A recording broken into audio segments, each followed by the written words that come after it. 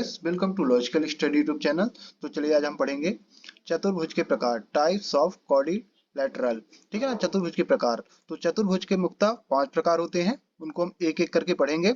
उनकी पहचान कैसे करते हैं तथा उनका परिमाप और क्षेत्रफल का फॉर्मूला क्या होता है, उनके बारे में हम चर्चा करेंगे। तो सबसे पहले हम समझेंगे कि चतुर्भुज होता क्या है। ठीक है ना, चतुर्भुज क्या होता है। तो चतुर्भुज होता है चार भुजाओं, ठीक है ना, चार भुजाओं द्वारा निम्न या फिर निर्मित, चार भुजाओं द्वारा निर्मित बंद आकृति को ही चतुर्भुज कहते हैं, चतुर्भुज कहते हैं। इसके आंतरिक कोणों का योग क्या होता है? 360 डिग्री होता है। चतुर्भुज के आंतरिक कोणों का योग 360 डिग्री होता है। तो चतुर्भुज चार भुजाएं यानी चार साइड्स को मिलकर ही एक चतुर्भुज बनता है। ठीक है ना, तो हम उसे चतुर्भुज कहते हैं। अब चतुर्भुज में हम पहला पढ़ेंगे, पहला प्रकार है आयत। ठीक है ना, आयत जिसे हम बोलते हैं रेक्टेंगल। ठीक है ना, इसको हम इंग्लिश में बोलते हैं रेक्टेंगल। तो आयत का कुछ डायग्राम ऐसा बनाते हैं हम। ठीक है ना, इस प्रकार का जो होता है डायग्राम वो आयत का होता है। अब हम इसको क्या करेंगे, कोणों का साइन दे देते हैं। यहाँ ये साइन हमारे पास, नाम दे देते हैं कोणों के, ये है ना, इनको कोण बोलते हैं ये। ठीक है ना, और ये चतुर्भुज के चार शीर्ष होते हैं, ए बी सी डी। ठीक है ना, इनको नाम दे देंगे बी सी डी। ये चतुर्भुज के चार शीर्ष हैं और इन्हीं चार आंतरिक कोणों का मान होता है 360 डिग्री। ठीक है ना, 360 डिग्री होता है। तो आयत में क्या होता है कि सम्मुख, इनको ये जो आमने सामने की भुजाएं क्या होती हैं, बराबर होती हैं। तो आयत में ये सम्मुख भुजाएं क्या होती हैं, बराबर होती हैं। और सम्मुख भुजाएं जब बराबर होंगी और आंतरिक कोणों का योग क्या होता है, आंतरिक कोण इसका 90 डिग्री होता है। ठीक है ना, आंतरिक कोण, प्रत्येक आंतरिक कोण 90-90 डिग्री के होंगे। यहाँ ध्यान दीजिएगा, ये जो कोण बी, कोण सी, कोण डी और कोण ए, ये सभी कोण 90-90 डिग्री के होंगे और चारों कोणों का योग क्या होगा, 360 डिग्री। ये भी आपको ध्यान देना है कि चतुर्भुज में चारों कोणों का योग 360 डिग्री ही होता है, न उससे कम हो सकता न ज्यादा। जिस प्रकार हम त्रिभुज में पढ़ चुके हैं कि त्रिभुज के तीनों कोणों का योग क्या होता है, 180 डिग्री होता है। तो हम आयत को कुछ ऐसा डिफाइन करेंगे। इसको पहले हम इसका बराबर होने का निशान यहाँ लगा देते हैं साइड में। ये आपस में क्या है, सम्मुख भुजाएं बराबर है। अब आयत को हम ऐसा डिफाइन करेंगे, ऐसा चतुर्भुज। ठीक है ना, ऐसा चतुर्भुज जिसके सभी आंतरिक कोण, ठीक है ना, सभी आंतरिक कोण 90 डिग्री के होते हैं।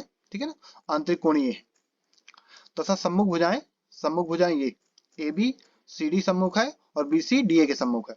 सम्मुख भुजाएं बराबर होती हैं, उसे क्या कहते हैं, आयत कहते हैं। ठीक, अब एग्जाम्पल के थ्रू हम इसको समझेंगे। तो एग्जाम्पल हमारे पास ले लेते हैं चतुर्भुज ए बी सी डी। ठीक है ना, ए बी सी डी में, ए बी भुजा किसके बराबर है, सी डी के। तो ए बी भुजा बराबर सी डी और बी सी भुजा बराबर है डी ए के। तो बी सी बराबर डी ए कर देंगे, ये बी सी बराबर डी ए। अब यहाँ कोण क्या है, कोण सभी क्या है, 90 डिग्री है। तो कोण सभी बराबर है।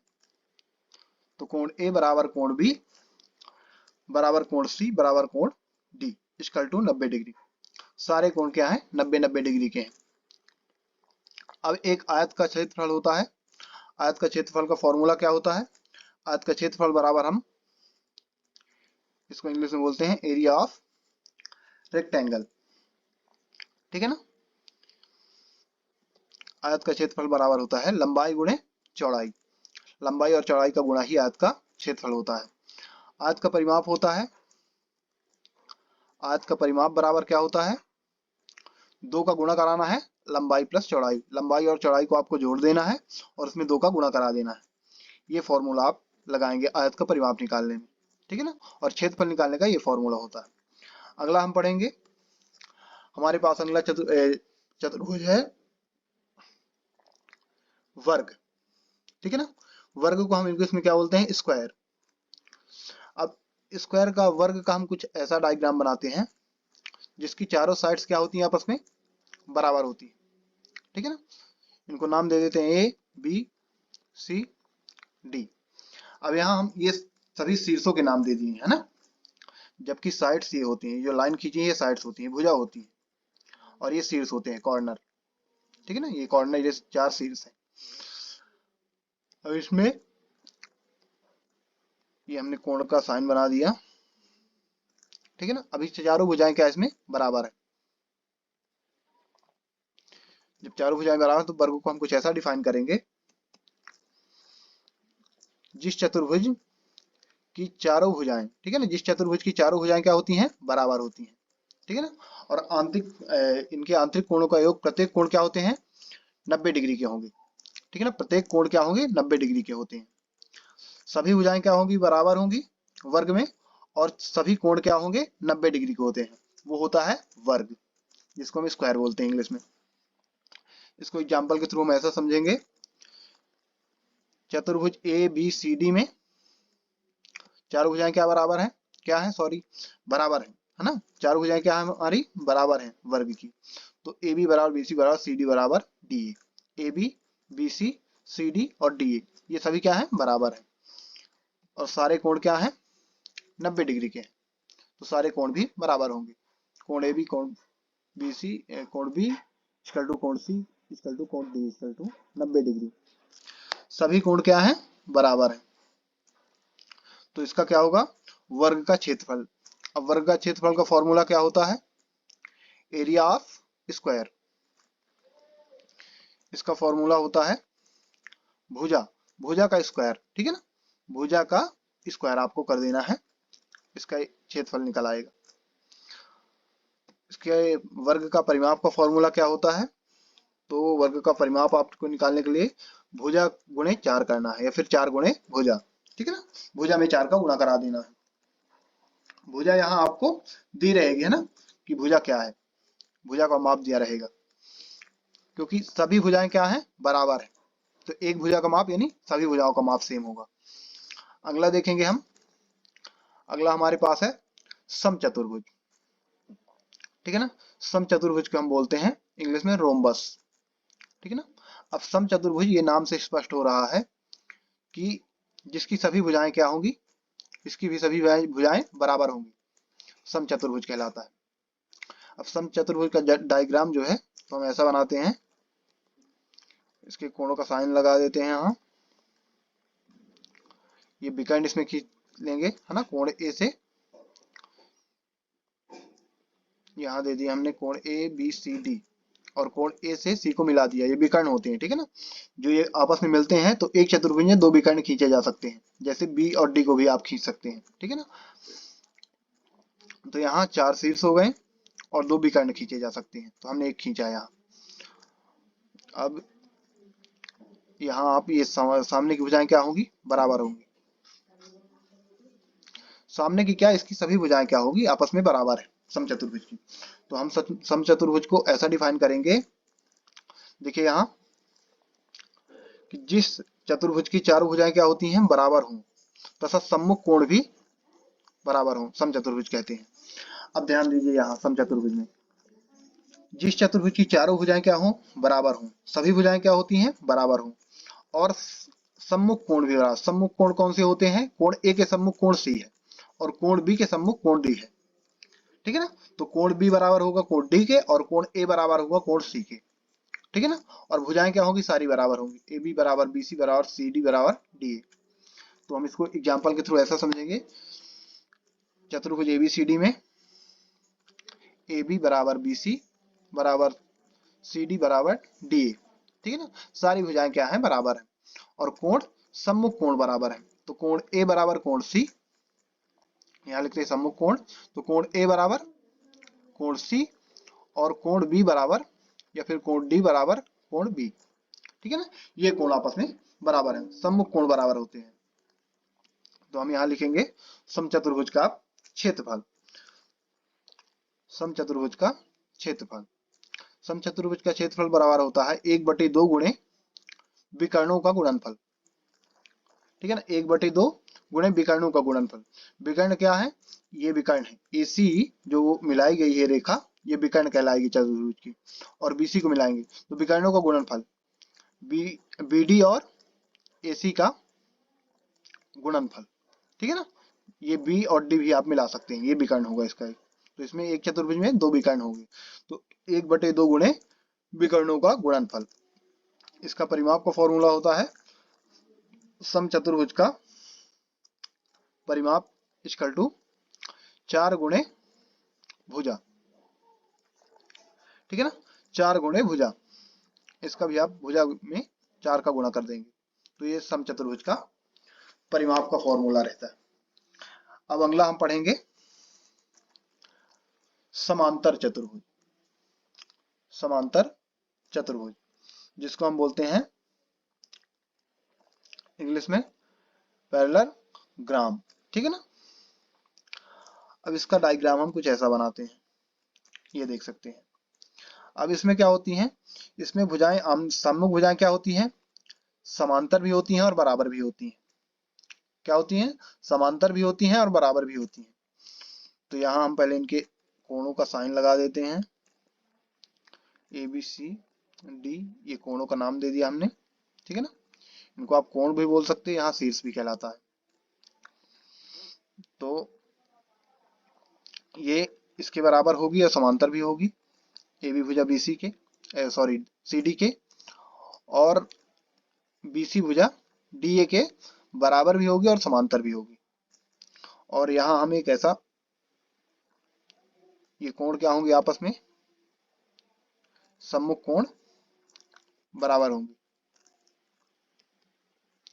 सम्मुख कोण इसमें बराबर होते हैं। ए सी बराबर, सॉरी ए बराबर कोण सी, कोण बी बराबर कोण डी, या फिर कोण डी बराबर कोण बी। अब यहाँ हमने एक लाइन यहाँ खींची है, ये मिलाई है, इसको हम एच दे देंगे, इसकी ऊंचाई। इनके बीच की क्या है, ये ऊंचाई है। तो समांतर होने के लिए रेखाओं का, दो रेखाओं का लंबाई में सेम होना जितना जरूरी है, उतना इनकी चौड़ाई भी बीच की क्या होनी चाहिए, सेम ही होनी चाहिए। समांतर की जैसे आप ले सकते हैं रेल की पटरी, ठीक है ना, समांतर में इसका एग्जाम्पल है समांतर का, समांतर रेखाओं का रेल की पटरी। रेल की पटरी के बीच की जो दूरी होती है वो हर जगह क्या होती है, समान होती है, तो वो एक समांतर कहलाती है, ठीक है ना, समांतर में आती है वो। तो इसका हम कुछ जो वो परिभाषा है तो कुछ ऐसा डिफाइन करेंगे समांतर चतुर्भुज का। जिस चतुर्भुज, ठीक है ना, जिस चतुर्भुज की सम्मुख भुजाएं ए बी और सी डी, सम्मुख भुजाएं समांतर और बराबर होती हैं, समांतर भी होंगी और बराबर भी होंगी, समांतर और बराबर होती हैं, समांतर चतुर्भुज कहलाता है, ठीक है ना। तो ये भुजाएं क्या है, आपस में समांतर भी हैं और बराबर भी हैं। ए बी और सी डी समांतर हैं, बराबर हैं। बी सी और डी ए समांतर है और बराबर भी हैं। तो हम इनको लिखेंगे एग्जाम्पल में ऐसा, चतुर्भुज ए बी सी डी में ए बी समांतर सी डी, ठीक है ना, ए बी समांतर है सी डी की, यह समांतर का साइन होता है। और बी सी समांतर डी ए, ठीक है ना, बी सी समांतर, बी सी भुजा डी ए के समांतर है। और इनको ऐसा भी लिखेंगे क्योंकि ये बराबर भी हैं, तो ए बी बराबर सी डी और बी सी बराबर डी ए, ये आपस में बराबर भी हैं, ठीक है ना। तो बराबर है और समांतर है। और सम्मुख कोण क्या है इनके, सम्मुख कोण भी बराबर होते हैं। तो कोण ए बराबर कोण सी, कोण डी बराबर कोण बी, ठीक है ना, ये आपस में क्या होंगे, बराबर होंगे। तो अब बनेगा समांतर चतुर्भुज का क्षेत्रफल, लिखेंगे समांतर चतुर्भुज का क्षेत्रफल। समांतर चतुर्भुज का क्षेत्रफल बराबर होता है आधार गुणे ऊंचाई। अब आधार कौन सा कहलाएगा, सी डी इसका आधार होगा, आधार गुणे ऊंचाई, ये ऊंचाई h, ठीक है ना। और अगला होगा समांतर चतुर्भुज का परिमाप। समांतर चतुर्भुज का परिमाप बराबर होगा 2 गुणे लंबाई प्लस चौड़ाई, ठीक है ना, 2 का गुणा करा देना है लंबाई प्लस चौड़ाई में। तो लंबाई ये होगी और चौड़ाई ये होगी। अगला देखेंगे, अगला हमारा 5वां नंबर है समलंब चतुर्भुज, ठीक है ना, समलंब चतुर्भुज, इसको हम बोलते हैं ट्रेपोजॉइड, ठीक है ना, ट्रेपोजॉइड, ट्रेपोजॉइड इसको इंग्लिश में हम बोलते हैं समलंब चतुर्भुज को। इसका हम कुछ डायग्राम ऐसा बनाते हैं, ठीक है ना, ये समलंब चतुर्भुज होता है ऐसा। इसका नाम दे देते हैं कोणों का, ए बी सी डी, ये एक, इसको हम मिलाएंगे कोण ए से कोण डी की। ये क्यों मिलाती हैं? क्योंकि इसके बीच की चौड़ाई है, तो हम इसको डी से प्रदर्शित करेंगे। और इन भुजाओं को नाम दे देते हैं। ए बी भुजा बराबर है ए, ठीक है ना। ए बी भुजा का माप क्या है? ए है। और सी डी का माप क्या है? बी है। अब हमने इन्हीं का माप क्यों दिया है? क्योंकि सम्मुख भुजाओं का एक जोड़ा क्या होता है? समांतर होता है। जहां आप देख रहे हैं ये सम्मुख भुजाएं होंगी, ए बी और सी डी सम्मुख भुजाएं हैं और समांतर भी हैं, बराबर भी हैं और समांतर भी हैं। और सॉरी, बराबर नहीं है, समांतर है, ठीक है ना, समांतर है। और BC और CD क्या है कि ये समांतर नहीं होंगी। तो हम इसकी परिभाषा कुछ ऐसा डिफाइन करेंगे। समलंब चतुर्भुज, जिस चतुर्भुज, ठीक है ना, जिस चतुर्भुज की सम्मुख भुजाओं का एक जोड़ा क्या होगा? समांतर होता है, समांतर होता है, उसे हम क्या कहते हैं? समलंब चतुर्भुज कहते हैं, ठीक है ना। जिस चतुर्भुज के सम्मुख भुजाओं का एक जोड़ा क्या होगा? समांतर होगा, वो होता है समलंब चतुर्भुज। एग्जाम्पल में हम इसको कुछ ऐसा समझेंगे। चतुर्भुज ए बी सी डी में, ठीक है ना, ए बी सी डी में ए बी समांतर सी डी, ठीक है ना, ये क्या है? आपस में समांतर है।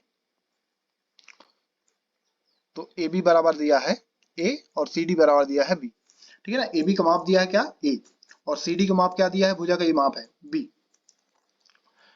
तो समलंब चतुर्भुज का क्षेत्रफल, समलंब चतुर्भुज का क्षेत्रफल बराबर होगा यहाँ 1/2 गुणे ए प्लस बी गुणे डी, ठीक है ना। डी क्या है? इसकी चौड़ाई है।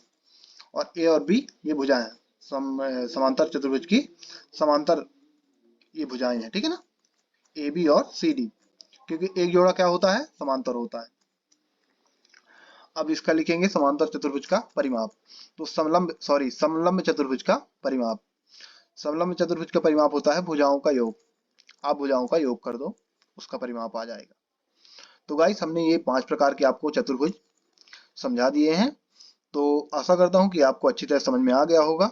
इसी प्रकार मैथ से रिलेटेड वीडियो देखने के लिए हमारे चैनल को सब्सक्राइब करें, लाइक करें, कमेंट करें, जो भी आपके क्वेश्चन रहे। जय हिंद, जय भारत।